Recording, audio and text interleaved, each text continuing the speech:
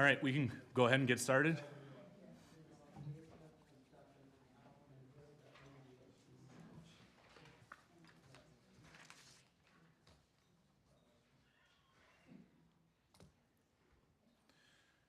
All right, welcome everyone to the, this is the first of two official informational sessions on the library referendum question. Thanks for being here and joining us tonight. Before we kick off the presentation, I want to just outline the process for tonight's session. The meeting is being broadcast live on our YouTube channel. There's also a virtual option via Zoom. And for those in person, as you walked in, on the table, a sign-up sheet to speak later, ask questions, and there's also frequently asked questions sheets and a fact sheet there.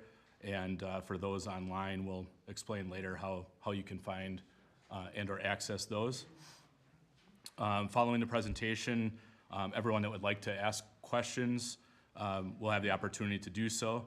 I mentioned the sign-up sheet for people in person, anyone virtual, if you can use the hand raise feature on Zoom, and then our clerk will track those and we'll call on you to speak. And we'll likely, depending on how many people want to speak, we'll rotate between some in-person questions and some virtual. And that's the general process, a 3-minute limit per person, and we'll make sure everyone has an opportunity to speak before someone has a second opportunity, should anyone want a second opportunity. And we'll get into some introductions. I'm Matt Giese, Village Administrator. I've been in this role with the Village for the last 14 years, and I oversee the Village's day-to-day operations and implement the Village Board's policy and direction. And I'll be handling the presentation tonight, but also joining me here are the staff to assist with various the question and answer session is Cameron Sawyer, our Assistant Administrator, Finance Director, Larry Konopacki, Village Attorney, and Lisa Collada, our Village Clerk, who can help with any election or voting related questions that you may have. An important note to highlight here tonight is that we're here exclusively to educate and inform. We as staff and the Village are not advocating towards a yes or no vote on the referendum. Our goal is just to hope. Our hope is that you leave the session more informed than you came, and that we have the resources available for you to make an informed decision on your own behalf. The Village Board voted to authorize a library referendum question on the April 1st ballot. Voters will be asked whether or not they support up to a $1.3 million increase in the property tax levy to go towards constructing and operating a library. The question is specific to the former Learning Ladder property at 312 West Cottage Grove Road. Also important to note that the current library board programming services are not linked to a yes or no vote in this referendum question.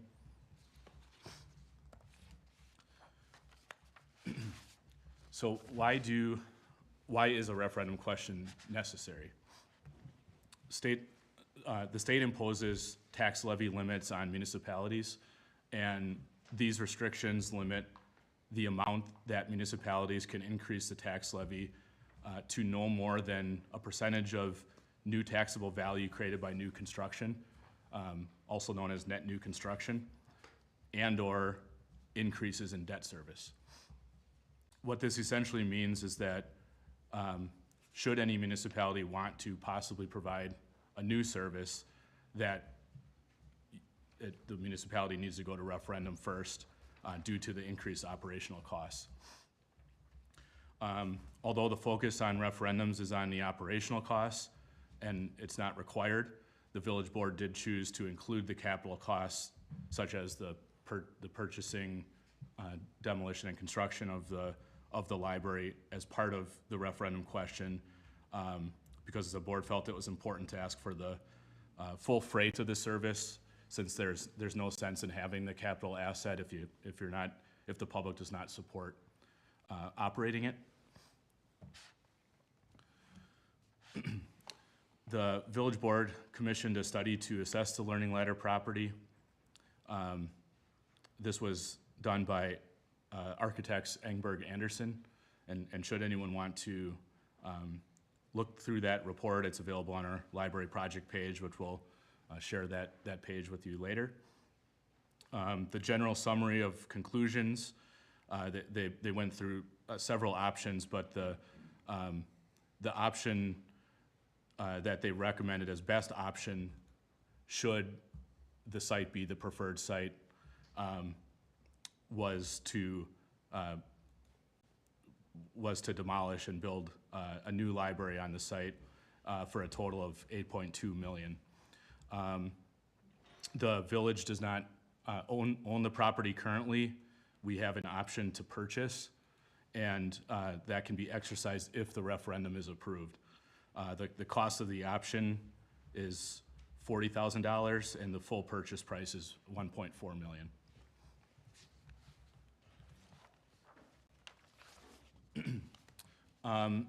Some of the necessary operating costs that are needed to run the library, much of these are dictated by Dane County library standards. So beyond your kind of general operating costs you would expect as far as books and utilities and operating the building, of course comes staff, but there's based on the library standards, it'll be between 6 and 8 full-time equivalent staff to run this library based on Dane County standards. That includes the library director. And there's a requirement also for how frequently you're open, and that's 45 hours a week to maintain the standard. So then we get into the financial impact. You know, what are the anticipated tax impacts to you if the referendum is passed? And our focus here today, and what we've outlined here, is the first 5-year projection. This is based on per 100,000 of equalized value, also known as fair market value. And the reason why we use fair market value or equalized value is because that's the most reliable way to predict future values and tax impacts. So what does that mean? It means, just using rough figures, if you have about a $400,000 house, you'd multiply these figures by 4, 500,000 by 5, 600,000 by 6, et cetera. If you want to learn your fair market value or what to expect from that, you can find that on Access Dane. It's a Dane County website. You can find your property on there. And if you have we have links to that on our project page, but also you can work through it with our finance director. Cameron can help you guys, anyone with that as well.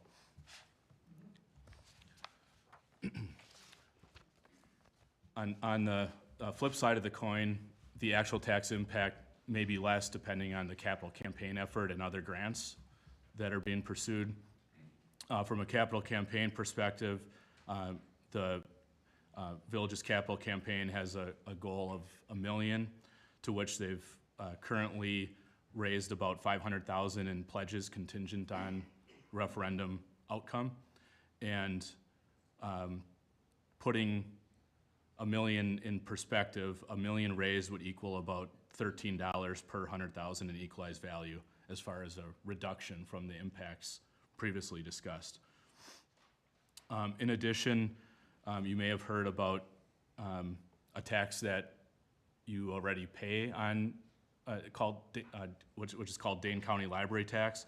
It's separate from the village's tax levy. It's part of the Dane County tax levy, and at some future time, which we don't know, and it's a Dane County, it's something that they would do, but ultimately once standards are met, they would reduce that levy and it would not impact village residents anymore. And the current impact of that today is $34 per 100,000 in equalized value. So if a majority of voters vote yes, it means that the village would have up to 1.3 million in additional levy resources to pursue the option to purchase at 312 West Cottage Grove Road and construct and operate a library. And a no vote would be that the village would not move forward with a library service at the location. The following is exactly what the referendum question will look like on your ballot. We certainly understand it's a somewhat cumbersome and/or overly complicated way to ask the question, but this is the format that's required by law.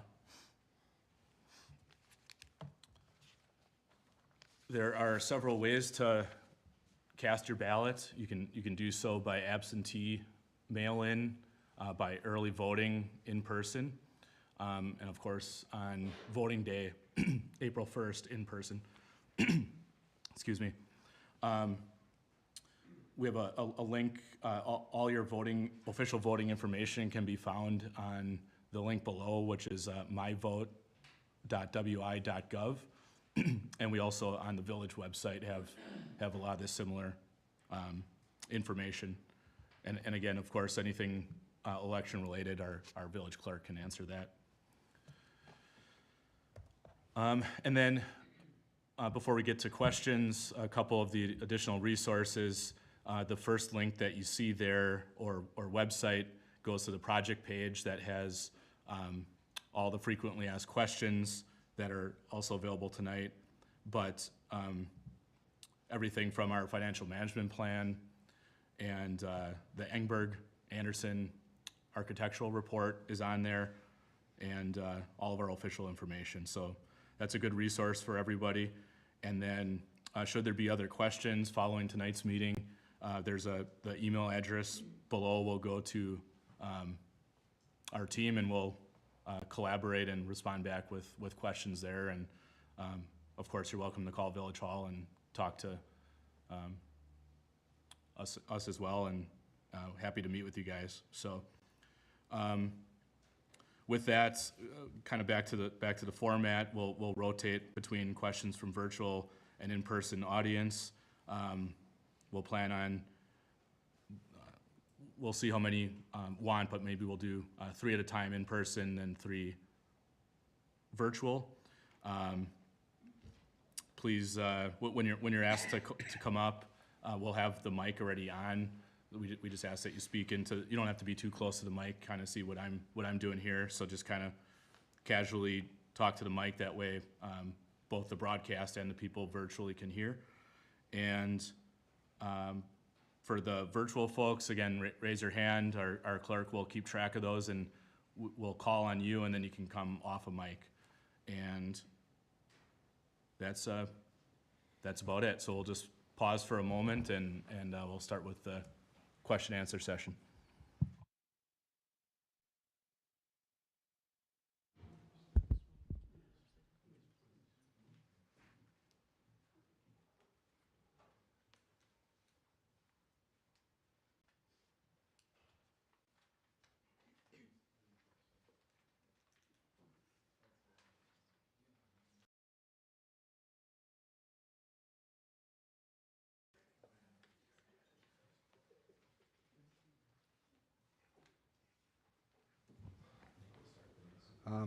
Alex, we have you. Alex. I think let's check with let's just get there's not that many people on the virtual, so let's maybe handle those first. There's nobody with a hand up. Okay.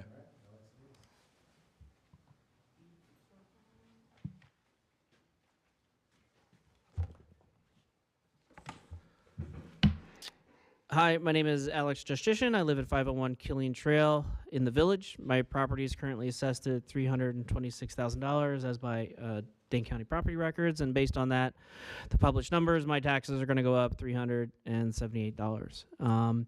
And also, thank you for running this. And if you don't answer my questions, that's fine. I can hand you my sheet of paper, and if you can put them in effect, that's fine too. There's a lot of people behind me, and I'm very pleased to see how many people are here and ready to express their voice. Anyway, here are my topics. I have some topics and questions. A couple things from the Facebooks. This is this is offered as a free space for people to meet. That's kind of false. We're paying for it. Nothing is free. This is a fiscally responsible project. This is also false, as seen by the need for the referendum to exceed levy limits to pay for this. The levy limits does have a cap, 1.3 million. You went over that, meaning the library wants to grow. They can't unless there's another referendum. Potentially, we've seen this with the school district as well. I have 2 hours and 58 minutes. At this time, this is false. Yeah, sorry. Is this the right time? This is also kind of false. Running this project at this time can only happen if we exceed levy limits. Why did the 2023 Library Master Plan recommend 34,000 square feet, but now we're only getting 11,000 square feet? The Ellenberg, I think that's pronounced correct, Anderson Architects, they estimate we actually need 13,000 square feet. But again, we're basing our costs on 11,000 square feet. How will these discrepancies in the conceptual design affect future funding and potential cost overruns? There have been plenty of missed opportunities that are better locations. Others will come again. Just some examples might be the UW building across the street. There's even, I looked today at LoopNet, there's even 5,000 square feet available right next to the Friends property. Start small, show that you can grow. Some other questions I have from the Facebook was mentioned that negotiations of the property were a public record. They really weren't. It was done in closed session, so when will the closed session minutes from October 15th, 2024, the special board meeting, be released? You did cover one of my questions, how much does the donation money help? I think I heard $100K, for every $100K donated, it's $13. What happens to that financial model? How long does that money last? It's my understanding donations help with the bond and loan issue. How does this help with operating costs? Because that's just going to be reoccurring over year to year. And keep in mind, if anyone donates, you're basically paying twice if you live in the village, because you're donating and then you're going to be paying taxes. Why do you think, this might be a tough one to answer, why do you think some of the board are not taking your information on the negative impact from this project into consideration and continuing to press forward? What's the status of the land sale? How many years until our bond rating approves? Will we be able to do any projects in the village? Library year plus one, this is $8 million. We typically spend $5 million in capital. Friends of Cottage Grove really haven't filed complete tax reports in many, many years. Do we know that they have actually any money? Alex, your time is up. And I thank you.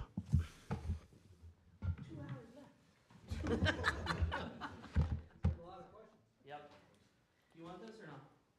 I don't care. Yeah, sure. Stuff, but like I said, if you put it in the back, I appreciate it. Thanks. Alex, I don't even think you could have gone for 3 hours. I'm going to jump on the first. So as Matt said, some of the questions we're going to answer, I don't know if you can write a lot faster than I can, because I couldn't write down the questions that were being posed there as fast as we could, but we're going to try to grab the highlights and the things that we have information on. There's a lot of questions we're not going to answer.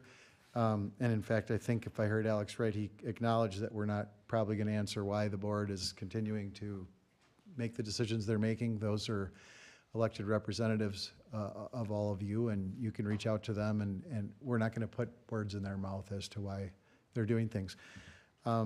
First, the negotiation for the property. We're all kind of, I think, flagging questions that are asked that are in our wheelhouse. That one's mine. The negotiations occurred by the direction of the board. Yes, those were closed sessions that gave the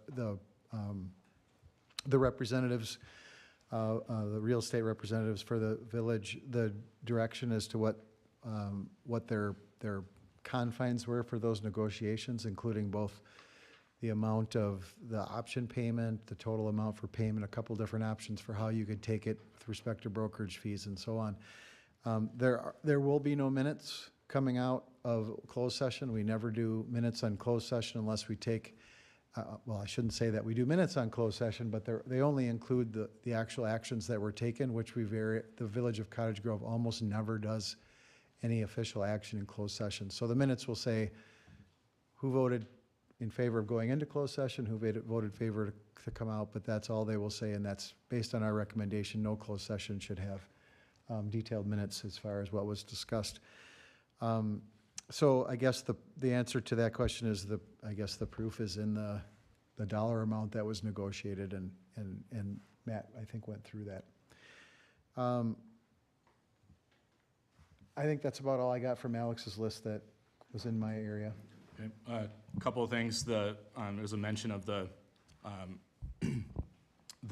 former site that had a study done, and it was about a 30,000 square foot proposed library. I don't remember the exact square footage versus what's being proposed now.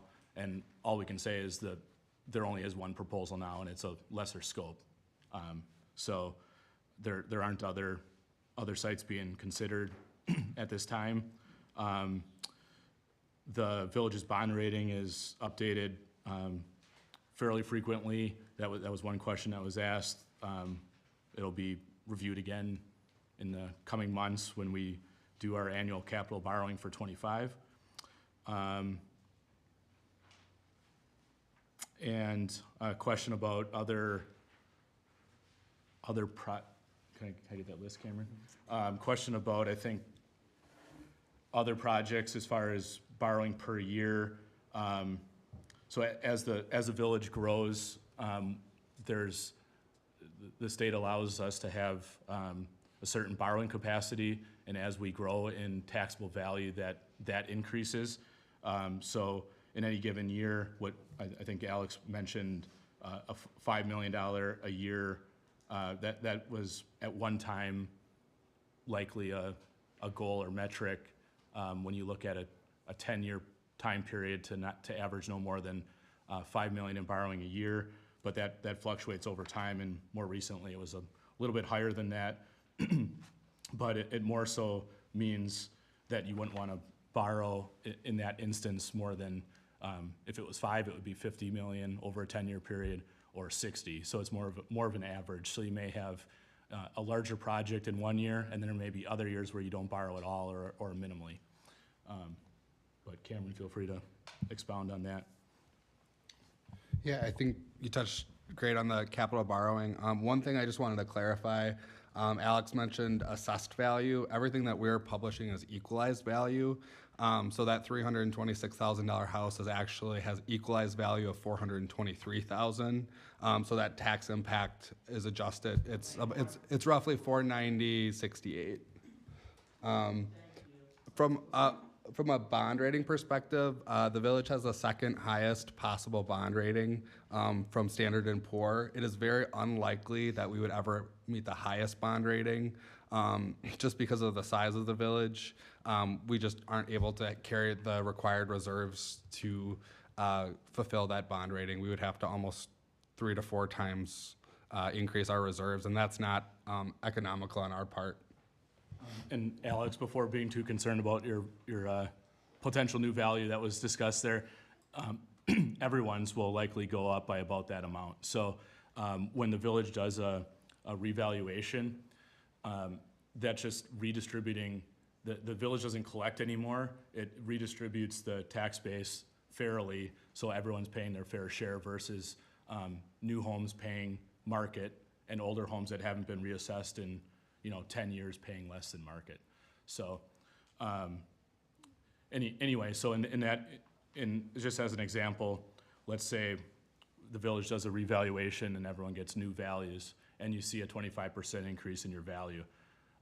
If the average is 25% and nothing else changes with the village's budget, then you wouldn't see any increase in your taxes from the village's portion. If it was 30%, you would see a slight increase in your taxes, and if it was 20% or less, you would potentially see a decrease. So the reassessment itself does not necessarily impact how much you pay. those decisions are made by the village board, the school board, the county, the tech school. So. All right. The next person that wishes to speak is Deb.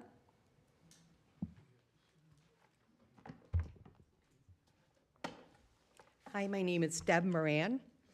I just have a question.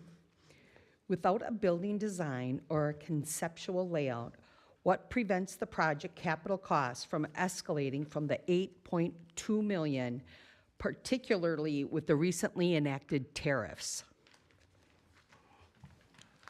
Nothing. That's the simple answer. That's the best estimate that, that's the best information that the board had, and that was, enough for a majority to decide that they were comfortable asking the question, the referendum question. However, if it ends up being over that amount, then that'll be up for the new board to consider what to do. Is that okay? So I think it's helpful in that question really kind of cues up, how does a referendum work in terms of what the village is authorized to do versus what it's free to do, okay? So as Matt mentioned, we really only have to go to referendum for the operating side, but the village board decided to include what was estimated to be the full cost of construction and operation in that question, to get a full answer, for a more full answer from the voters. So let's say, for instance, the 8.2 million in capital improvement estimates. First of all, there's a contingency built into that, right? And the building itself hasn't been designed, so it's a very rough early number. So let's say that something as wild as a 25% change occurred, right, in terms of just material costs. Well, there's a lot of that 8.2 million that's not material costs, first of all, but let's just say we've got a 25% increase in total cost, 10 million instead of 8, ballpark. That would be more like 18%, but let's just run with it. So let's say it goes up to $1 million. The way that a referendum works is if the operational cost for some reason went above the portion of that is set for operational costs, we would have to go back you would have to get another referendum or cut services, but for capital costs, as Matt said, the village is not required to go to referendum. This is on this one by choice. So they could increase, they could also decrease the scope of the project, or maybe how fancy the building is, what kind of materials they could decrease the size. If they do that, they might run into problems with meeting library standards at the county. And if that was the case, what I can say is, as long as I can pretty fairly say, the board will be viewing whatever is proposed for an eventual library, if this referendum passes, through that lens of meeting library standards at the Dane County level, so that factor will at least be considered. But just so you know, there isn't any kind of a binding nature of the referendum, other than to the extent it's applied to changing the levy for operations. And I think it's also to be, it could, if it was $1,000 over versus if it's millions over, and then I think the board at that time would also be weighing what the outcome of the referendum was. If the referendum was passed by 1 or 5 votes, and then it was 5 million over budget, that could be a different consideration for that board versus something less, and also dependent on grants and how the capital campaign came out. So all those things kind of factor in. But yeah, if anyone else that comes up has other questions, we can try to dig more into that one.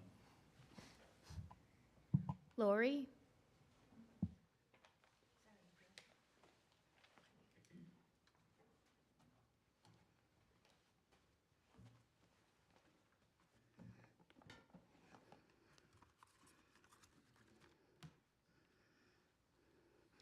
Hi, everybody. Thanks for taking my call.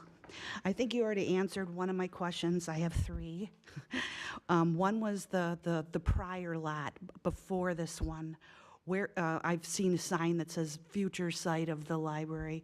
Why is that off the table now? It appears to be a larger site.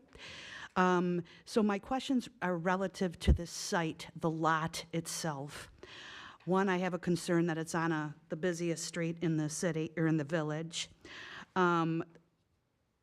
Will we need a turn lane to get into that parking lot?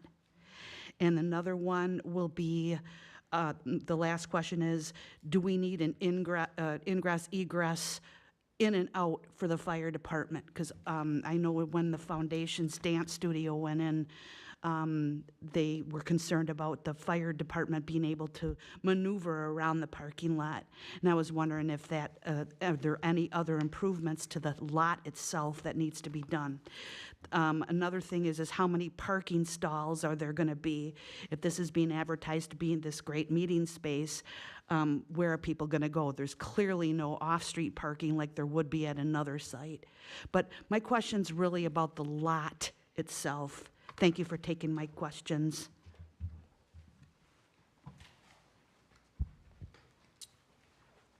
So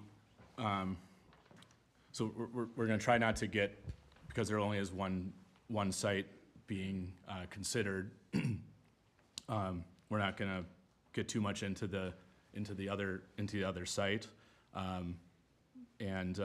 but the other site is notably bigger. It's a little over 5 acres. Some may have, I've seen some numbers floated out there of 6.7 or something like that, but that's including right-of-way that is not actually buildable. So, but regardless, it's a bigger site. The Learning Ladder site's 1.9 acres, and the Friends site is about 5. And they have committed to, have that site benefit the property contingent on a referendum approval. So, yeah, you can take that for what you will. So the turn lanes and fire and the fire department access and ingress and egress, that would all be evaluated as when there's more engagement and work with hiring an architect and digging into all that. So those are all the types of things that, should they be necessary, it could drive up costs, and that's something that they'd have to address at this time. All we have to work with is the site analysis that was done by Engberg Anderson. And to the number of parking stalls, that's been a point of discussion. I don't know I can't remember the exact ratio, if anyone could look that up, but that's been a point of discussion between the Plan Commission and the board for some time. And that would also be, there'd be a formal proposal, but there's I believe, a minimum standard. Right, yeah, there's a minimum number of per square foot. But the village board, your village board, would be making the final decisions about what they build there if this referendum is approved. But there is, it has recently been a change to the minimum standard, so. Yeah, and with that, so there would be a whole site plan process that would go through our Plan Commission and the board, should this move forward, and that's what triggers our engineers and fire department to do their reviews. So they haven't done reviews on this to date. Chris? Good evening. Thank you for taking my questions. Laura, thank you. Laura. She asked many of my questions, so it should be fairly straightforward. And I apologize, I do not have the deep depth of knowledge that many of the people sitting here have, so I might be asking some redundant questions. Could somebody please address the rumor or perhaps fact that the purchase price is 4 times market value for the land that we're assessing or looking at for Learning Ladder? And if it's 4 times market price, how is that fiscally responsible as members of our elected body. And then I'm going to go back to Laura's because I still don't understand, why did the board bring forth the proposal specifically to build on the Learning Ladder site versus the other site when it has significant limitations that we've already said? Yes, it'll be nice to have it in town, but there's no parking, especially the limitations on expansion. I would hate for us to put this money into this site and 5-10 years down the road, it's just not meeting our needs. Thank you. Thank you. So the first, why did the board,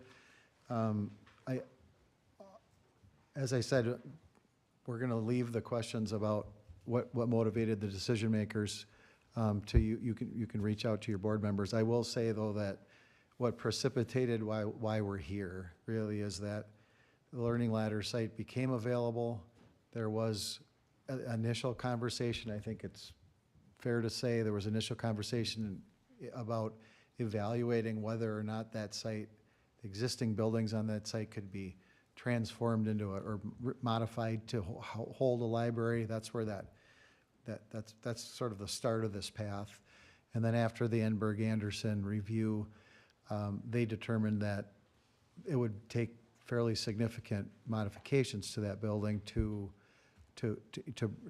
use it for a library, and then the board decided to, along with that evaluation, Enberg-Anderson also laid out sort of an option of tearing it down and rebuilding, which is, I think, the path that the village is on now if the referendum were to pass. But as far as motivations for all of that, you'll have to check with board members. And maybe to elaborate on that, what Larry means by that is everyone individually, even, we don't know what the reasons are necessarily behind a yes or behind a no. If there were 4 yeses, there may be 4 different reasons for that yes. So that's why we recommend reaching out to the individual board members and speaking to that. And every once in a while, a board member actually says why, right? And in this case, one board member said, I think that we should ask the voters if they want this, and other board members might have had different reasons. So We just follow the letter of what they said to do. the yays and nays, right? Your other question was on the purchase price. So that's why I jumped in on this one, because I was involved in the negotiations of those numbers. So in a real estate transaction, as many of you are aware, there's a number of ways to try to determine what the value of a property is, whether you're selling it or you're buying it, or you're just wondering, right? And so one of the things we start with is well, what's the assessed value, right? An assessment isn't the same as appraisal, as you'll see, and if you ever borrow money or get a home equity loan, you hope they're not the same. You want a bigger appraisal than you get as an assessment. But we start with the assessed value. We apply the factor that Cameron mentioned, that at this point in time in this village, it's been a while since things have been reassessed, and so we're diverging from what is the equalized value, which is supposed to be more close to actual, and that assessed value that we set some years ago. And so we try to say, well, how much do we add to the assessed value to get a realistic number on what the property is worth? And we ask professionals, and in this case we did ask the real estate Rudabush, the professionals that the village contracts with for real estate work, and then at the end of the day, it's worth what somebody's willing to sell it for. And I think that the purchase price, I can tell you with no uncertainty, is not 4 times the market value. It's not. The question was the land. I'm going to get to that. Nobody's going to jump in the middle of this, okay? So the purchase price is definitely not double. People, because of these factors, could argue. And to the question about the land, right, they're not selling the land. They're selling the building with the land. And so all I can say is, using those same factors, like you could take the assessed value of that property. You know how your tax bills are? They have land and improvements. You can sweep away the improvements on their tax bill. You can find it online. start with the assessed value, increase that based on, you know, the percentage that we are below market right now. Also, talk to real estate professionals. They have a particular metric they use to try to find comparable properties. But in this case, I think it's fair to say that if the village purchases this property and moves forward, that it's purchasing not only land but buildings, and those buildings, at least in the path that we're on right now, would be demolished. So there's costs to buildings that you're going to purchase the buildings you're going to demolish, and to demolish the buildings to get you to a place you would be on a green site. So those are just facts. And so if the purchase price is based on the land value, I don't know that, I haven't evaluated the actual underlying land value, but it's certainly a reasonable way to look at it in terms of your decisions as voters as to whether to approve. And as far as why the site, that's again a little bit tricky for us to get to everyone on the board that wanted to move this forward. Maybe didn't even necessarily agree with the site, because we can't say that necessarily. Some people's motivations could be that they just wanted the question asked, and some didn't want the question asked at all, and we don't always know those motivations either. So hard to really get into the why. At the end of the day, the facts are the library board requested it of the village board, that the village board considers this site. They were able to garner enough interest from the village board to commission the Engberg study and do that due diligence effort, and then ultimately move the referendum question forward. So I think that's the best we can say. I think, Larry, you mentioned one thing. The values in access data are always as of January 1. So if you see 2024 values, that's both assessed and equalized value as of January 1, 2024. So if you go out to that site, just that is key information to understand that it's not the end of the year information, it's the beginning of the year. Terry?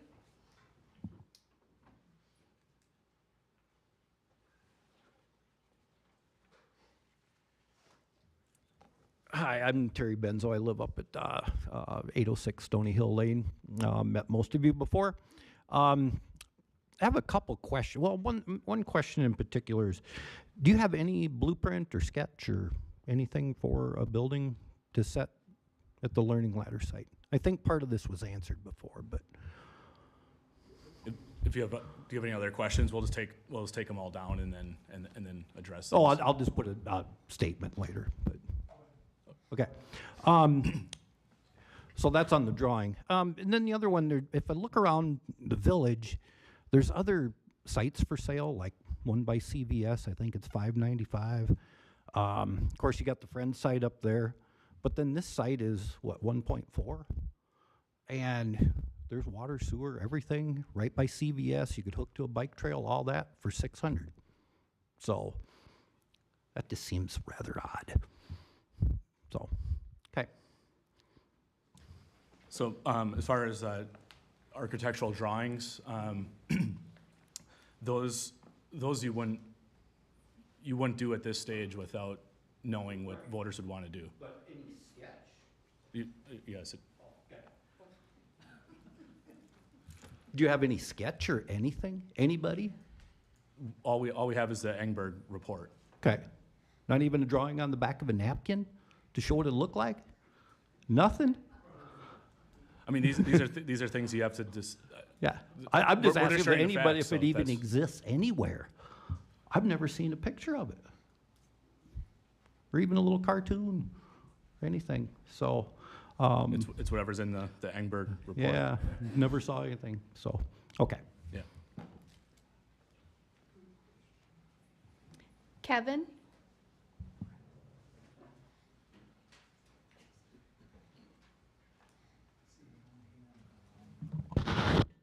Hello, Kevin Steffens, Donegal Drive.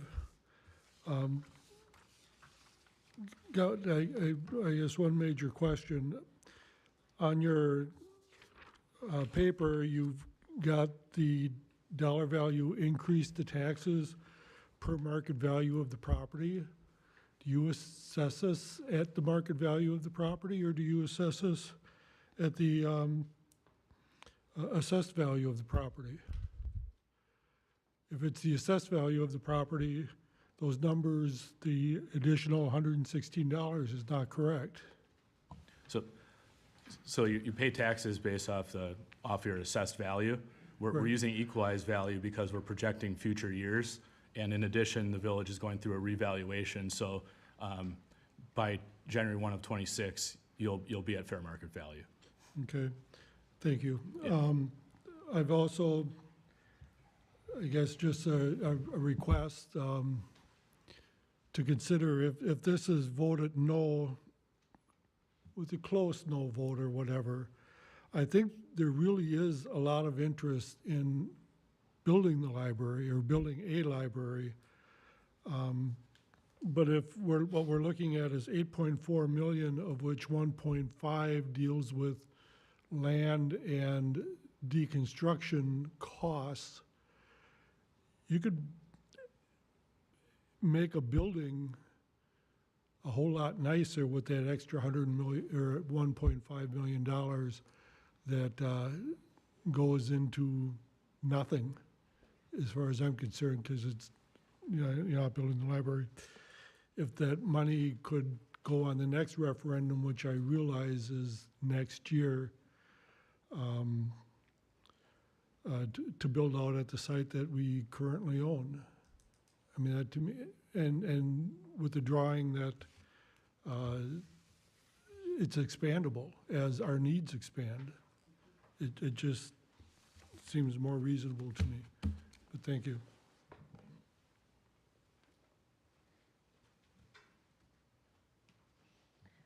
We're going to take Beth online. You can unmute and speak.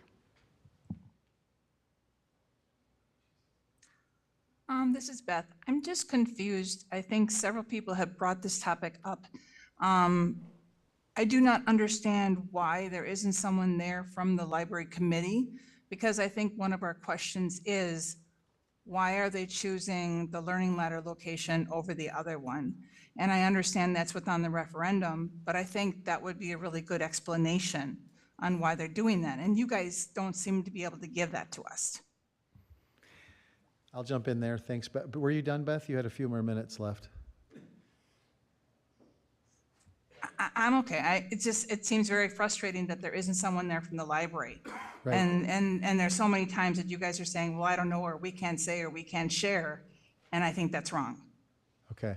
Well, thank you for your comment. The library board and the village board have public meetings. You can reach out to any of the members individually. You can go to the public meetings and provide a comment.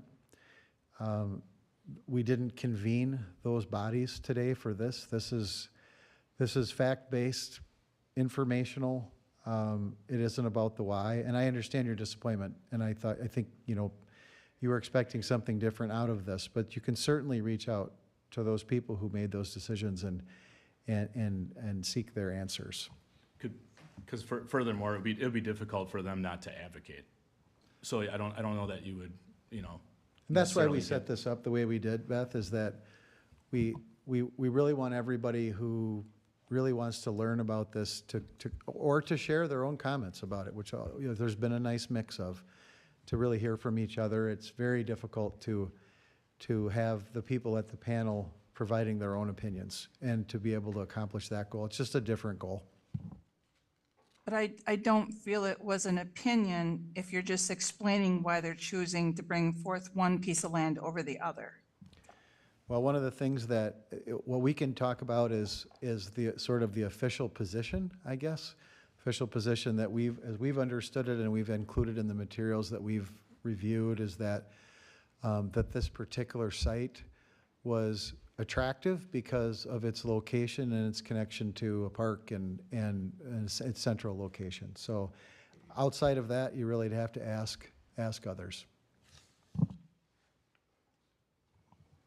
Alan?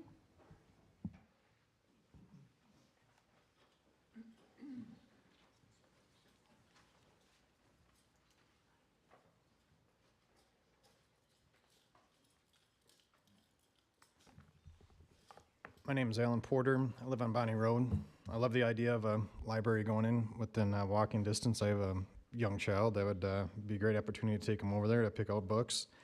I guess I was curious, right now you said that we pay a certain amount to the Dane County levy for library use, and that would go away once we have a library of our own. Would the village also be getting some kind of reimbursement then from other communities paying? Because like we're paying towards Dane County, what is that money going to?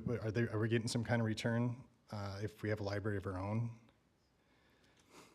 Yeah, I can take that question. Are you done with your questions, or?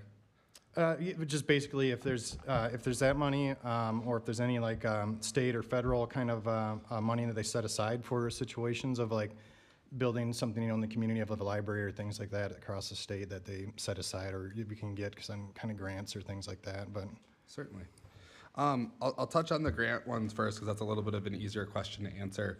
So both the library board and the village board have approved applying for several different grants. One is a WEDC grant, and another one is a CDBG grant on the state level. The library and village board will be looking at a congressional funding request for the full dollar amount of the library. So those are kind of on the fire currently. As Matt had mentioned, those are all things that could potentially reduce the overall impact of the scope of the library. The library, I'll call it interchange essentially, is a little bit more of a complicated question to answer for the fact that we could get aid depending on who comes and visit our library as opposed to where our residents are going. I imagine it will take several years. I'll use Fitchburg for an example. It took 5 to 6 years for them to receive any interchange revenue or additional intergovernmental revenue. But when they had their library, obviously the tax went away. And so as part of that, we're required to maintain a certain level of funding each year to make not only the spaces and requirement, and as long as we satisfy that rate per equalized value of the village and the space size, we wouldn't have to pay the Dane County Library tax. There is a 3-year exemption period that you can claim in any 10-year stretch. I have a couple questions out to the county about how does that affect when you're talking about a new build? If we're working towards the standard, would the first year of the build actually decrease the tax bill, or are we talking about the first year getting any type of benefit from the tax being 2028? So as we learn more information from the county, that will be shared.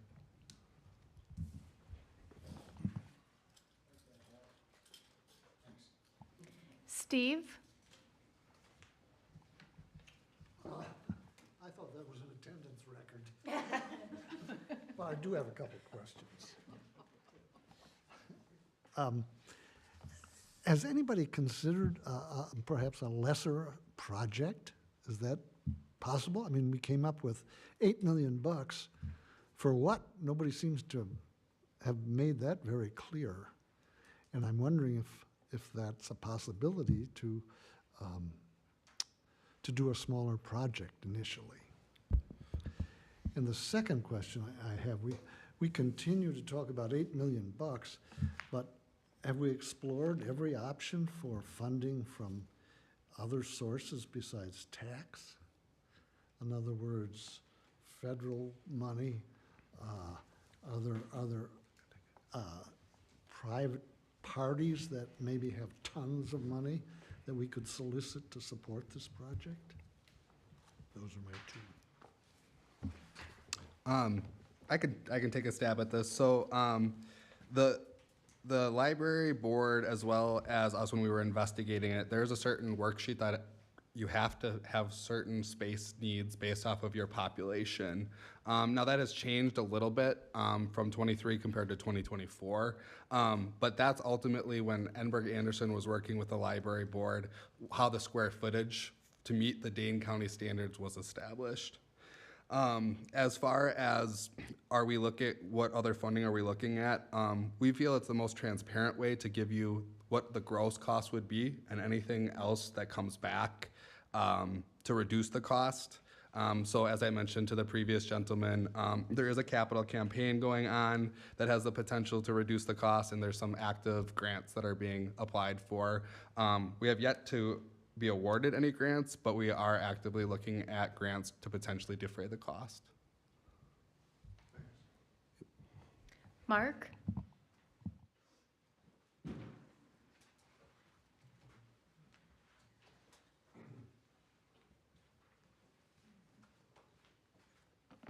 Thank you. My name's Mark Spahos. I live at 242 Chateau Drive, and I am currently running for a board position. I wanted to state, because we talk about the referendum, we made decisions about the referendum, I want the taxpayers to know that this referendum, we spent a lot of money between the architectural design of the first site and where we are today going into this referendum. $190,721.28 has been spent, and that's prior to the vote. We still have attorney's fees that we can add to that before the vote. My question for Cameron, we have $93,297.83 as part of the Wisconsin expenditure restraint that we've counted on to be able to incorporate in our budget. With the additional library and what it's going to cost, are we going to lose that? And if we are going to lose it this year, I believe we will, because according to the Department of Revenue, we can only exceed our last year's budget by 5.2%, and that's from the Department of Revenue. I worked with them today to get the number. So I was just curious how many years you think we're going to lose this money. Because not only are we spending money, we have a revenue source that we're killing by voting for this.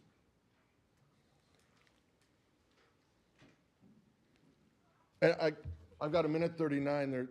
There's some other things too I could go into. So let's talk about the cost of this thing. I've got a minute 32. I'm going to use it. So we're estimating $8.3 million. The architectural plan for a $23 million police station is costing $1,095,000. This one, the last one we did at the old site, was $32,065.80. Typically, it's 3 to 5%. Say it's 4% to design this new $8.3 million library. That's $332,000. General contractors, on average, for these type of projects, charge between 7 and 9%. Assuming 9%, that's another $747,000 because everything is costing more. So we've got $190,721.28 gone. We've raised $500,000. We can subtract $190,000 from that. We're talking about an $8.3 million project, but it's not just the building. It's the general contractor fees, the accounting fees.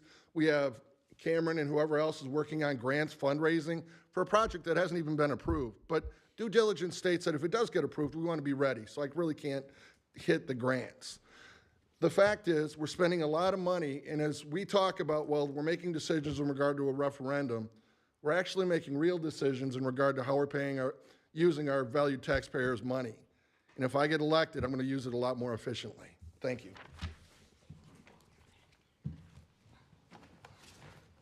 All right, I'm gonna handle the question on the expenditure restraint. So part of the way that this question, so per Allers, when they did their study and was presented the financial management plan update, they did have a notation in there that we would lose expenditure, right, or more likely than not lose expenditure restraint for 2026. Because that kind of starts over every year and you have the opportunity to balance expenditures, and we would be eligible up to the next year for that program. The $1.3 million is incorporating in year one to backfill that $93,000 in the general fund to avoid seeing a dip in the general services. And the 8.2 number includes, other than staff time, it includes those soft costs. So that's all in there. So it's not an $8.2 million building. It's $8.2 minus architectural, general, and other soft costs. Yeah, I think the public needs to know that. Right. And minus the purchase price and demo and all of that. Yeah, 8.2 million is the all-in budget for the capital portion, and yeah, capital includes furnishings and everything that would be needed. Eric? Pete?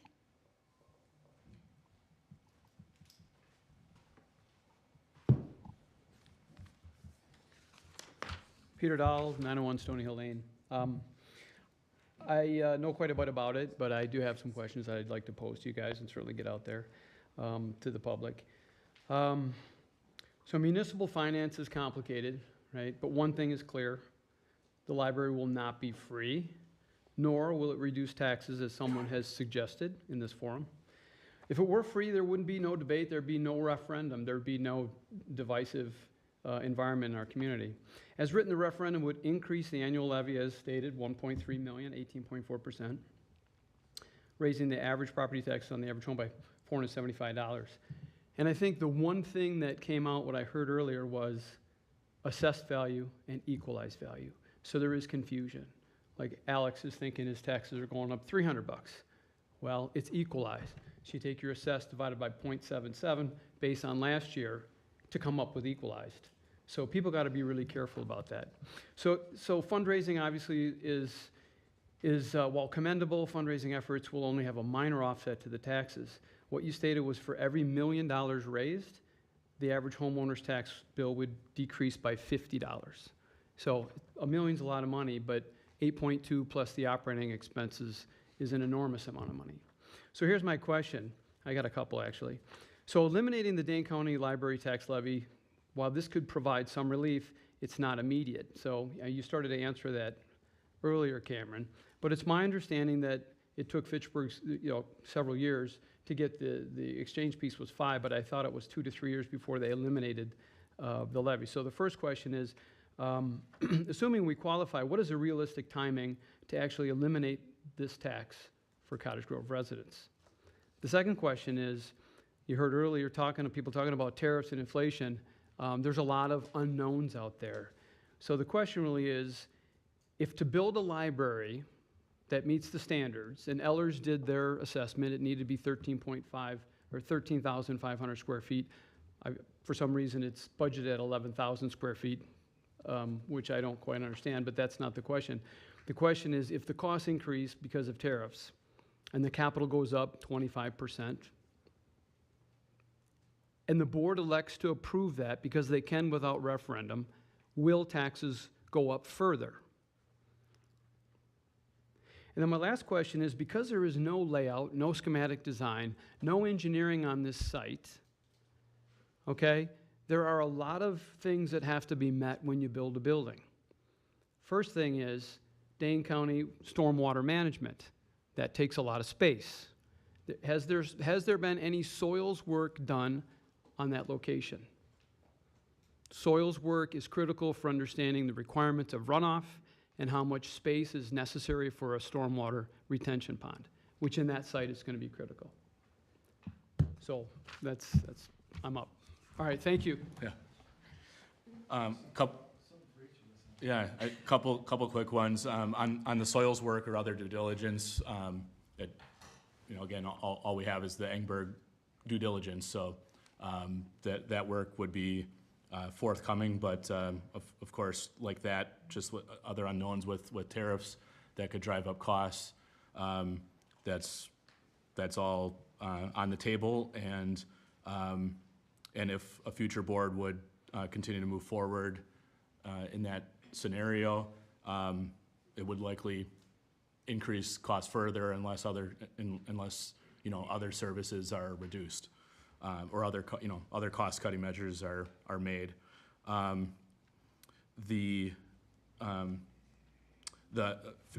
Just one remark, Pete, to the $50 reduction that was for the average home on the approximate average home on the capital campaign related to $1 million raised. We tweaked that figure actually just today to keep it consistent with the 100,000 equalized value we've been discussing everywhere else. So that equates to about a $13 reduction per 100,000 in value. It's the same, 50-50? Yeah, but just to be consistent in how it's being discussed. I'm going to handle the Dane County library tax. So first and foremost, when we were working with Enberg Anderson, they said it would be very unlikely that we would be able to have a building open before April of 2027. If that is the case, my question out to Dane County is, would that reduction in Dane County taxes be effective as of the 2027 budget or tax bills that go out in 2026? If that is not the case and we're not able to use our exemption for the first year, it would be taxes that would go out December 27 for 2028 operations. So there could potentially be 2 years of no reduction for the Dane County library tax. Should there be construction delays, that information is solely based off of a roughly April of 2027 open date.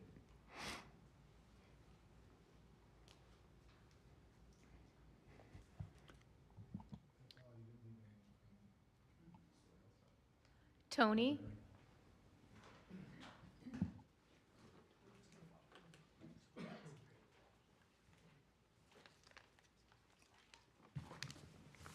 Hi, Tony Cortuccio, Morning Dove Drive. Most of my questions have been answered.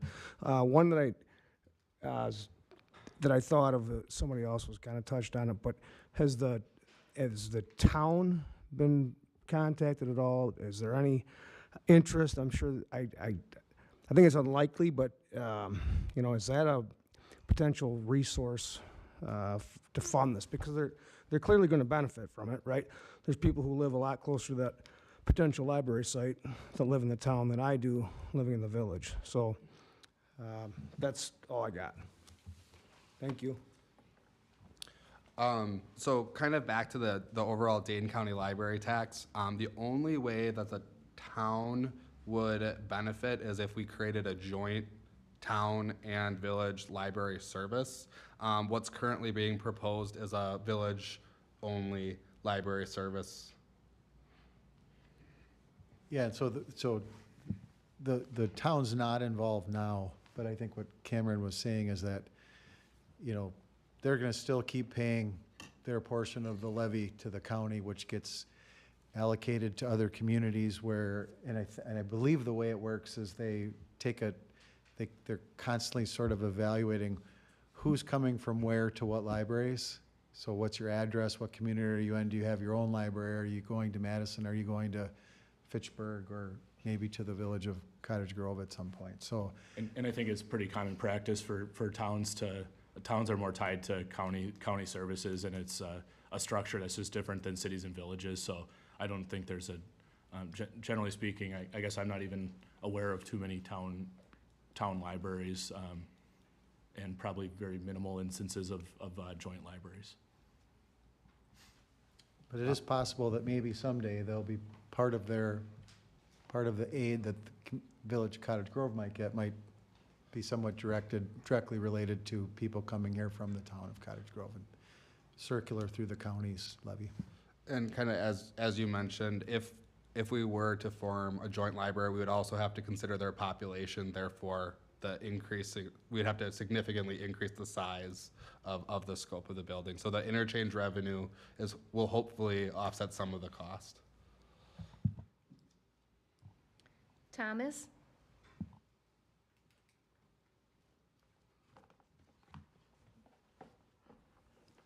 All right, good evening. Thomas Reason, 644 Crawford Drive here in Cottage Grove. And I guess start by stating, that a lot of my questions have been asked, but not many of them answered. And that is not your fault. So I apologize to you as that might be necessary, but I think it's, as been stated before, really unfortunate that those people who made the decisions about this, at least at some level, aren't represented here to answer the who, the how, the what, the why things are the way they are. And I am left going away with a great deal of disappointment in the process that had occurred to get to this point, because I think lots and lots of us have lots of unanswered questions. Examples, the question asked, why is it costing potentially 4 times more to build on that site or to own that site than it is to some other site? Why must we pay $1.4 million when there's a site for $500,000. Why is that site viewed as more advantageous, more beneficial, the right site versus the other two sites that kind of jump out at us? So a lot of disappointment on my part, and I think and believe by lots of us. I guess the one question that I have left is that there are lots of conversations about other projects in this community. We're talking $20 million for a police station. What is the impact of this referendum, if it were passed, on funding resources to fund something like that? I don't know that I understand that in any way, shape, or form. Is it another referendum coming our way? Is that even possible, not possible? How does that play out when we're talking $8 million and then another $20 million for the Tajma garage?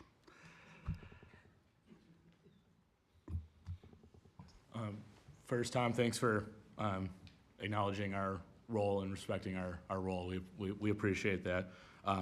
No need to apologize on any of that.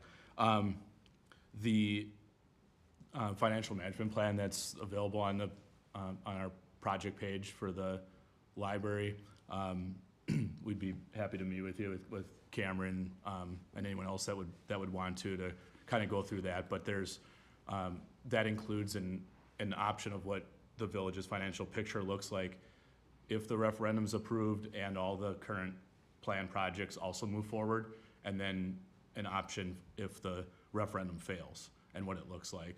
But at the end of the day, none of those future projects beyond 2025 are approved. So it's just a plan, and every spring there's another election, and different elected leaders have different opinions and things change. So, or stay the same, or, yeah. So that's, I'm trying to think if can you remind me if was there anything I missed on the, Cameron, go ahead. Yeah, so I guess I want to make it very clear, when we're talking about the tax impact on all of this, this is a standalone impact on the library. Depending on action that the village board takes for future budgets, that would be increases that are completely separate outside of this referendum. Historically, the last 5 years, that's been roughly about $100 increase on the average home. As far as capacity for other projects, so we can issue debt up to 5% of our equalized value. So at the end of 2024, that was roughly 47%. So we actively manage that percentage, again, presented to the board to make decisions on what each individual board member is comfortable with. But also at the same time trying to mitigate any tax impact. So there's a couple of years here that are a little bit skinnier with some proposed large projects. Like Matt had mentioned, with the exception, 2027 is a ladder truck purchase, which has already been approved, and that was approved last year for about $2.1 million with a cost share of the village and the town. But specifically, if with the projects that are planned, including the police station, but not the library, that capacity goes to about 68%, I believe. It's about a 10% delta. So if you add the library project, it goes up to 78%. Okay, I appreciate your efforts, and I hope that those who have made some of these decisions can help clear some things up, because we are all quite confused and missing a lot of information. I apologize, but I think the next person is Joanne. Is there a Joanne in the room? Jeannie? Jamie? There we go. Okay.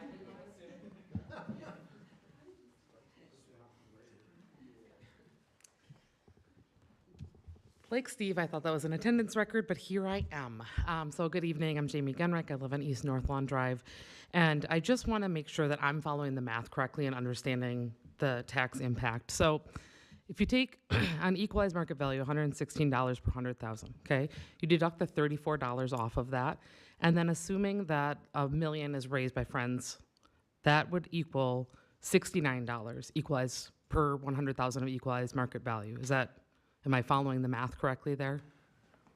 Yes and no. I mean, it wouldn't happen in that order. As Cameron mentioned, that the Dane County tax wouldn't come off that quickly. Correct. And I guess I want to make it very clear, with a capital campaign, it is very difficult for us to predict. Money that we get as of today is more valuable than money pledged over 3 to 5 years. So if we're getting a third of the money this year, a third of the money next year, that impact is not exactly $13 per 100,000. Right. So that makes it extremely hard to communicate. I know sometimes that's frustrating to give that answer. And then, like I said, the $34 for the Dane County tax, possibly 26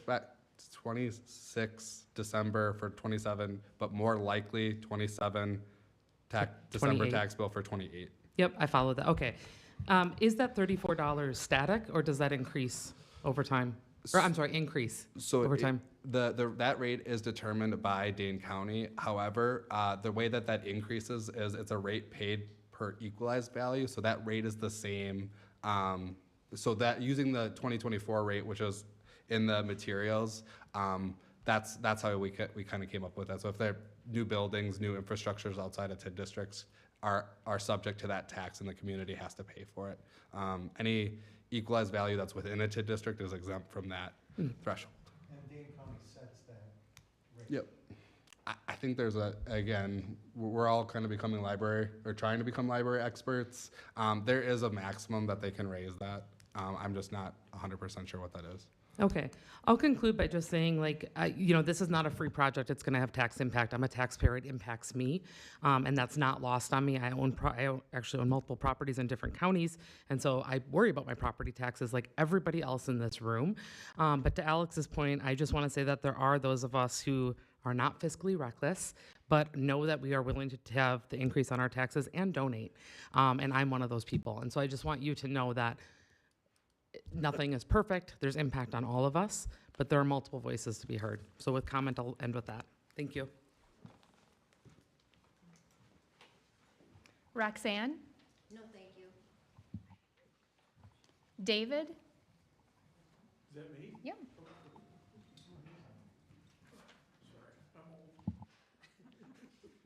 I'm David Jones, live on Connie Street, and I used to be village president 25 years ago.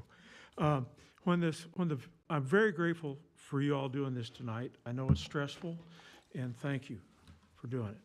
I'm also grateful that the library is not dead. There have been political issues for the last 20 years where we had people that came in after I was gone that said we didn't need a FFF, whatever the words, library.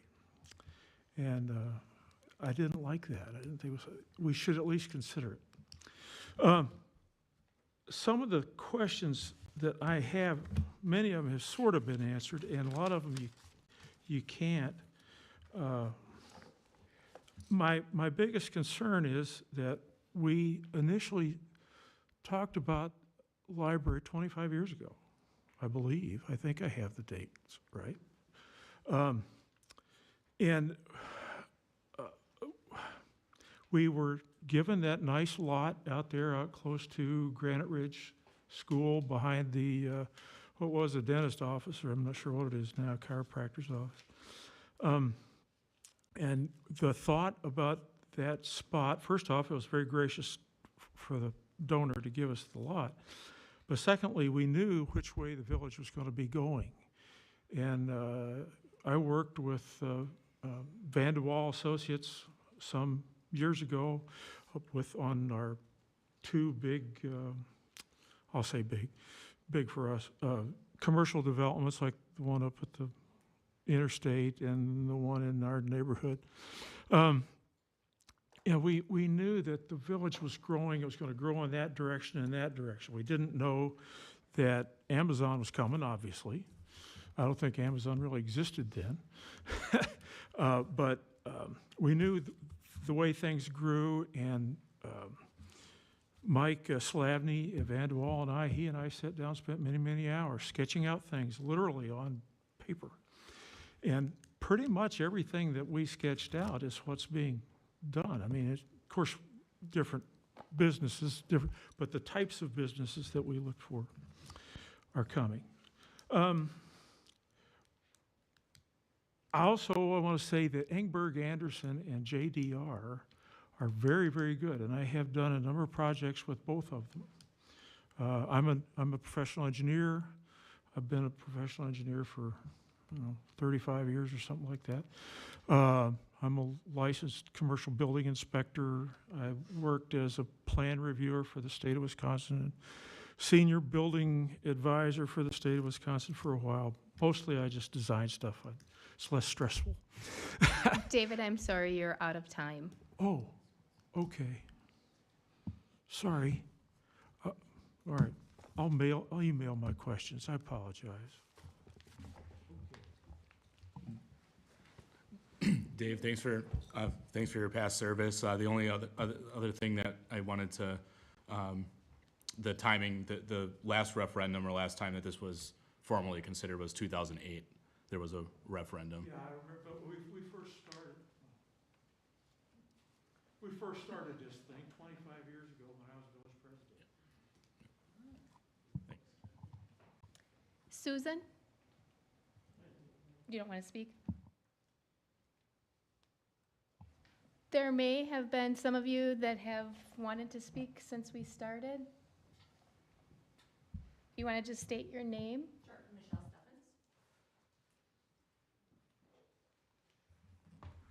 Steffens. Just a couple clarifying questions. My name is Michelle Steffens. I live on Dublin Circle. I am the mother of 4 school-age children who would absolutely love and use a library, and I've already pledged money to the campaign for the library. Just a couple clarifying questions. In terms of grants that have been approved to apply for, I'm just curious what a typical timeline is to determine if they are approved or if they are denied or offered. Another question would be if the referendum is passed for the library and other leaders were elected that were against the library, would the library still be built, or could they change their minds as to whether or not the library would be built? And then my other one was in terms of the town of Cottage Grove, do you know offhand if they pay into Dane County for the library themselves? And then assuming they would use a library in Cottage Grove, because I'm guessing the bookmobile probably wouldn't come to Cottage Grove anymore, would that money, like I would assume, would be allocated to the Cottage Grove Library if they started using that library? And any idea of how much that would offset services and finances towards the library? Thank you. I'll start with the referendum question. No, the village board would not be required to move forward with the project if the referendum passes. There's still decision points that have to be made, nor would the village be required to purchase the learning ladder property if the referendum passes. Those are still choices that have to be made by the village board based on the instruction. They cannot levy for the operational expenses without the referendum unless we were to find a whole lot of things to cut. So there's still decision points to be made in terms of ownership and what would be done with the library site. Grant timelines vary dramatically depending on if it's a local, state, or federal grant. In my experience, state grants take 3 to 4 months to identify if they're approved. Federal grants can take up to 6 months. I would imagine the grant would look much more favorable if the referendum passed. So right now we are submitting a proposed project in all grant applications. So that may weigh in the decision process on kind of meeting the terms of shovel ready. So that terminology might change after the referendum. As for the town of Cottage Grove, their library tax that they pay Dane County, while we may see some benefit, it will probably be several years before enough people from Cottage Grove visit the village. Unfortunately, it's not a one-year reconciliation. It's a multi-year before we would see any. It is very likely that the bookmobile would try to find a place in the town of Cottage Grove to visit to provide those required services if they're providing that tax. I'm not 100% sure if the bookmobile would, even if we had a library, would choose not to visit our community. I'm unaware of what the requirements are, even if there are communities that pay the tax. Troy, you can go ahead and unmute and speak. Thank you, Lisa. Thank you, everyone. I have concerns about the tax impact to our community and the affordability to live in the village of Cottage Grove. Retirees are getting closer to being forced out of their homes because of higher taxes. We continue to talk about trying to draw young families and home ownership and affordability. This is going to push them further away from having home ownership in the village and go to other communities. We have no building plans, rendering, materials list. We have nothing on a napkin, as it was mentioned before. I went to Menards and asked them to give me a price on a 20 by 60 home, and they asked for plans. They ask for material list, and without that, they can't give me a cost. So we don't have this information. How accurate do we actually have for materials and building of a library? Now with tariffs, we risk even more cost increasing, and that's a concern. We did touch on tariffs before.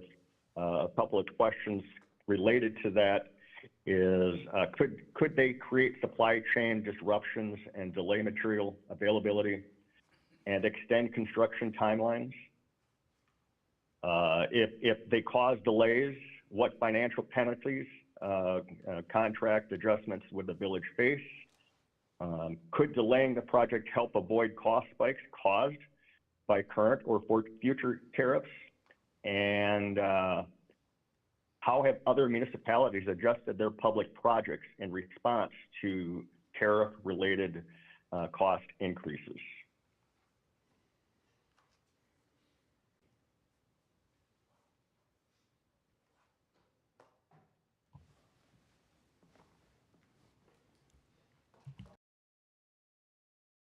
For you, Troy, because those were really those were the really hardest questions we've I was going to say gotten. they were easy questions, but our lack of jumping at them.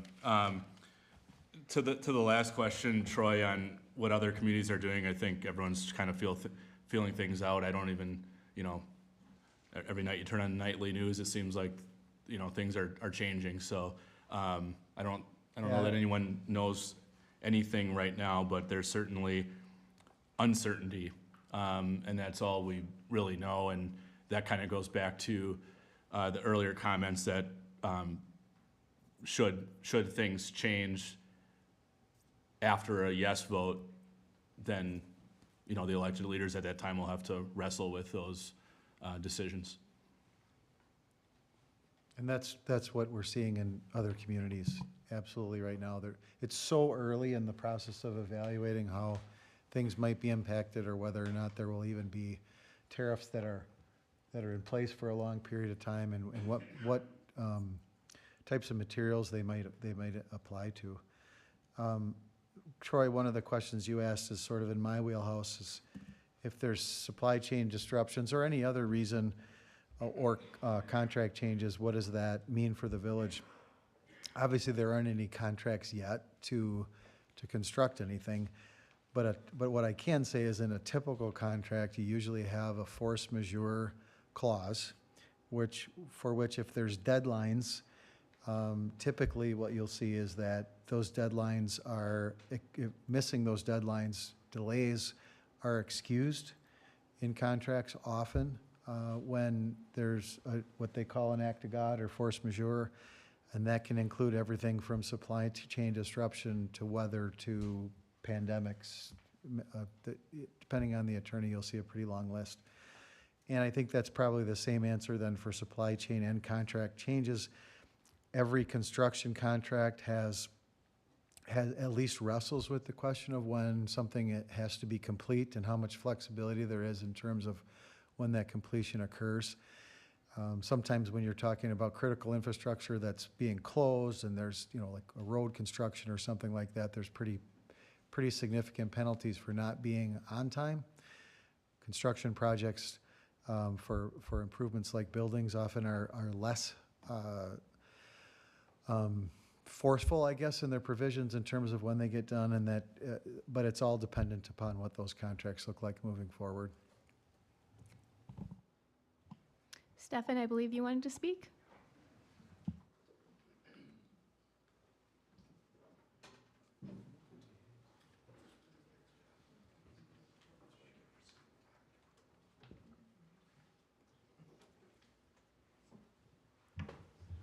Good evening. I'm Stephen Way, 100 Coyle Parkway.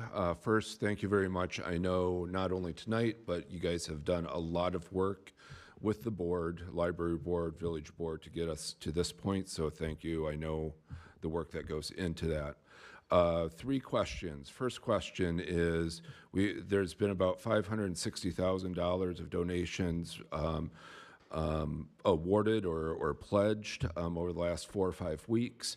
What happens to that money if the referendum is declined? I believe that's like $100,000 from Amazon, $100,000 from Summit, and some other monies that are coming in, as well as the millions of dollars of grants that we've been applied for. Second question regarding the former Friends land, or still the Friends land. When I was on the library board, we did go through the process of meeting with designers, getting building plans, getting costs, discussing egress, ingress issues, trying to work with others to get that built. I believe the cost of doing that was over $20 million, and I think in good faith it was not worth bringing that question to the village asking for that money, because we knew it wasn't there. Can you confirm that that happened, so it's just not my own memory repeating that? As well as the issues that we were having with ingress, egress with the builders who was on the other side of that land where the Friends of the Library land is. So I believe there were some issues on right-of-way as well that delayed issues with that. So if you can confirm those things here, that'd be great. Last question. I'm here because I'm a former library board member. I have no official capacity as a library board member or as a candidate or anyone running or seeking office here in the village or anyone else. You guys, I really appreciate you being very clear that library board members and other pro-library board staff or others were not here because of the ethical, or what I was pledged, or I was pleased with the you didn't use the word ethics, but that we wanted to avoid campaigning. Are there issues tonight from a candidate who has ran and a current board member sitting here campaigning and asking you questions?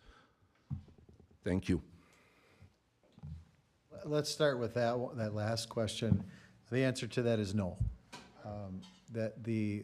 But so that all of you know, as we've been working on materials that you've seen in your mailbox and the other things that are posted online, that there is a limitation on the prohibition against using village resources to advocate yes or no on a referendum like this. And what we've actually done is, just as a staff team, we've actually even backed off from that a little further than the right up to the line. And what we're doing is we're really trying to remove from the information that is posted on the village website and that is dropped in your mailbox, we've tried to remove even sort of erring on the side of including more facts on one side or on the other side, and just trying to be very matter of fact in the way that we communicate. But as far as candidates go, any candidate can be here, any board member can be here, board members who are also candidates can be here. They're welcome to do so. They just can't use village resources. we're using the village resources to make this forum available, and anyone can express their opinions. I also wanted to talk about the donations pledge, since that's sort of a contract question. It really depends on the terms of a pledge, right? So as an example, the Amazon donation, it is possible that if the referendum were to fail, that they might transform that into a gift to the village for library programming moving forward. We don't know. But as far as the way that the pledge documents that are being used now to capture those pledges, those are all contingent upon a yes vote on the referendum. So those pledges wouldn't be collected upon. And maybe to elaborate on that, any pledge or any donation, whomever's making that pledge can put whatever kind of strings or contingencies they want on it, and ultimately the village is gonna spend that per the wishes, or depending on what the donation is. There's certain potential in-kind donations and things like that we would want the board to actually act on, because there's not necessarily an assumption that although any gift is a nice and good faith offer, there are certain circumstances where there may not be something that the village or library board, for that matter, would want. And then as far as the former site or that proposal, Stefan, the larger scope project or proposal was it was proposed during the prioritization process this last year, and it was it didn't score high enough to get into the 10-year plan. And then following that, that's when the current site came for sale, and that's when the library board came to the village board. So. But can you confirm that the other parts of that, of why at least, can you confirm that we had issues with the egress issue with the other builders, as well as that the cost that we got from whoever the consulting firm was over $20 million to build the library on that land? Yeah, so the amount of money that was proposed for building, there were actually a couple different tiers that were discussed over the years. The amount of money was based on a size of library that was presented by the library board for evaluation, which was larger than what we're talking about now. And I can confirm that there was discussions with the landowner. The current library site doesn't have the current Friends of the Library property doesn't have a road going to, and it doesn't have services, utility services run to it. And there were definitely discussions on that. I don't know that those were insurmountable, but because of as I recall, because of as Matt said, the project at the size that was proposed, which is significantly larger than what's being considered now, at that size, the dollars associated with that really, because it didn't make it into the capital improvement plan, we didn't completely push down the end of the road on the access question. That wasn't necessarily the obstacle that resulted in in that not going forward, but I can confirm that it was a consideration. Yeah, in 2023 dollars, the low range was 19.6 and the high range was 22.2 million at what was presented. I do want to just touch one last thing on what happens to the money or donations. To date, the village has received $0 in cash or checks deposited for this purpose.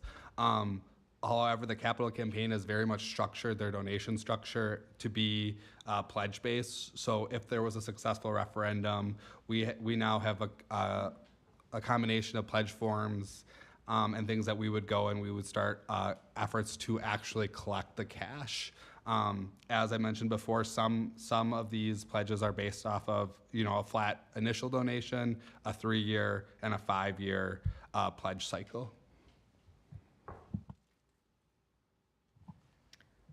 Paula?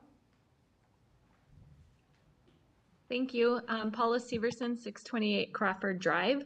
I don't have any questions, but I would like to yield my time to Dave Jones, former village president, so he can ask his questions. Thank you.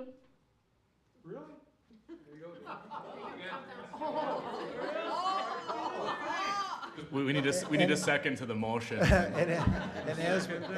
As Dave's coming up, hold on a second, Dave. As he's coming up, we really just wanted to give everybody a chance to go once.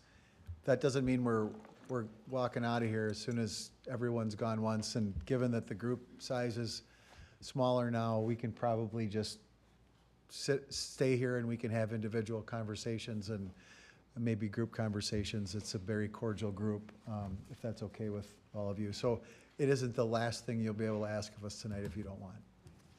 And I was going to make sure Dave got his chance. Well, you probably don't want to listen to me. I don't know.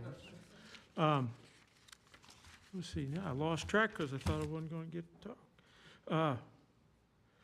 Somebody asked earlier about drawings for the learning ladder, and I know that we don't have them.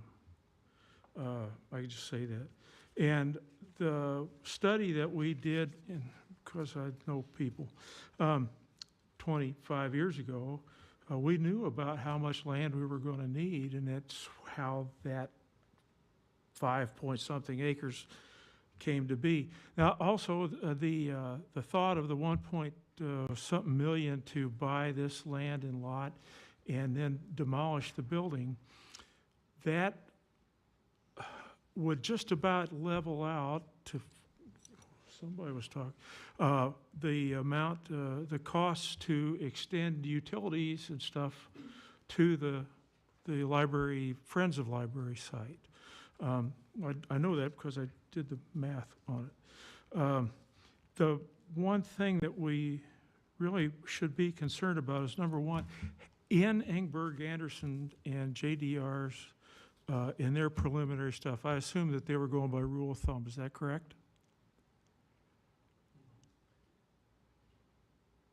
You mean in terms of the dollars that they came up with? Yeah, for the site? they knew that Yeah. a community this size needs a library a certain size to meet certain rules and all that kind of stuff, and they threw in $250 a square foot for this and 80 square books. I mean, that's the way it was done, I assume. So that should be, we should have an idea of that. If they did do some sort of a sketch, then for the amount of money that we paid them, or if you had paid me, I would happily give you that sketch. Matter of fact, I give sketches away that I don't get paid for. That's why I'm not rich. So we should be able to get, if there was a sketch of any kind, then it's within our power to ask for it because we paid them. Is that correct? We paid Engberg Anderson? We did. I don't think there was, that wasn't part of the scope. In order to develop their budget, somebody did something. I can tell you that because I do this every day. I believe there's some, Some? they showed they showed like elevations and things like that. Okay, if they did elevations, then they also did some sort of a plan in order to base the elevations on. So if they have anything, it behooves us to ask to get a copy of it. And if they just want to send a DWG or DXF, I can print that out. We have that on the website, whatever was done. Okay, well, as I far as haven't, those elevations. I haven't But those looked at it. those so were I more don't know. tied to the renovation options and not the build new. I'm out of time again, aren't Can I give him my 3 minutes? I? Well, I mean, you know, I won a library. If I won the lottery, I'd build a freaking library and give it to the village. And there are people that aren't here tonight that could tell you that I've said that. I want a library, but I also don't want to break the bank, you know. But I think a lot of folks just don't know, and I think a lot just don't know the process of how this goes. People were concerned, oh, we don't have a plan. All this. Well, there's probably something out there. Like I say, I do this every day. I've done this every day for 47 years. I know what it takes to get it done. Well, I've lost track. I'm sorry. But there are a lot of good questions asked. I can fill in that also, one of the other discussion points being the access to the, and again, it's neither here nor there as far as the site that's proposed now is the site that's proposed for, on this ballot, but Yeah. the current Friends land does have a approved development that's pending a development agreement, and Yeah. that would extend a road and utilities to Yeah. the doorstep of that parcel. And as far as any kind of agreement with the town of Cottage Grove, Chris Hampton will have to die first. He wouldn't agree to mow the grass. And I'll say that to his face. I think I have.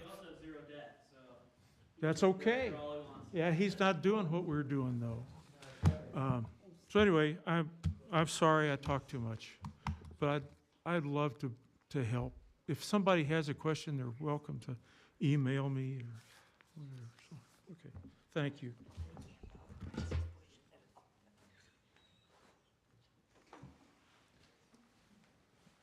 All right, if there's nothing else, we're happy to stick around, and feel free to approach us individually or send an email or schedule a time to talk with any of us.